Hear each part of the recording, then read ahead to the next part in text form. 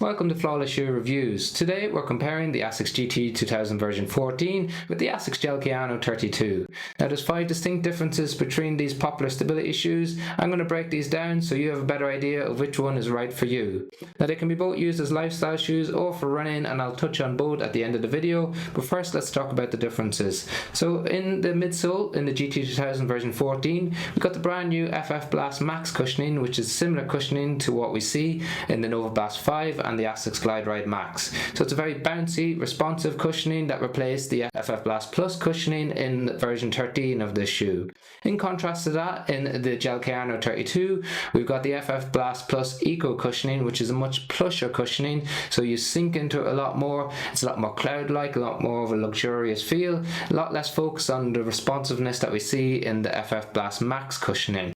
So completely different feel underfoot, and that's not only due to the type of cushioning but the amount of cushioning that you have as well. So in the Asics Gel-Kayano, we have 40 mils of cushioning in the rear foot, 32 in the forefoot, giving you an 8 mil drop from the back to the front of the shoe, which moves away from that classic 10 mil drop that we previously saw on the Kayanos. So that makes it much more softer on the foot because you have a lot more padding. While in the GT-2000 version 14, we've got 36.5 mils in the rear foot, 28.5 in the forefoot, also giving you an 8 mil drop. So the same drop but a lot less cushioning underfoot, and that influences the weight of the shoe. So the GT-2000 comes in around 273 grams for size 9 men's US, whereas the Kayano comes around 300 grams for the same size. So a heavier shoe, more cushioning and a lot softer underfoot in the Gel-Kayano 32, but that's not where the differences stop. So we've got different support systems in them as well. So in the Gel-Kayano we've got a 4D guidance system, so that breaks down into sidewalls on the outside around the heel and the inside,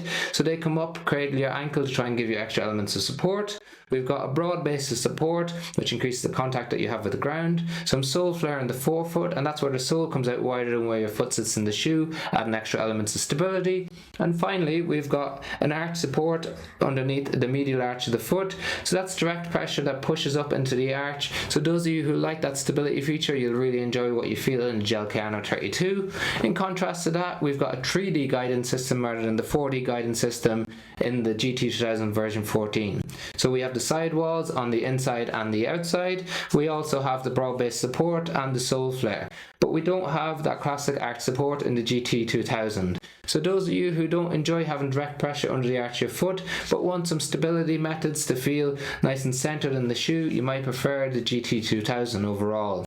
Then the next big difference is the engineered mesh on top. So we have a much plusher engineered mesh in the Gel-Kayano 32. So that's a little bit heavier, a bit more comfort focused, whereas we have a lighter woven engineered mesh on top of the GT-2000 version 14. So it's a bit better for breathability, especially in terms of the summer and hotter weather, and it wraps around your foot a little bit more. They both have plenty of space in the toe box, true to size and length, and no issues with the width, and they come in a wide version as well.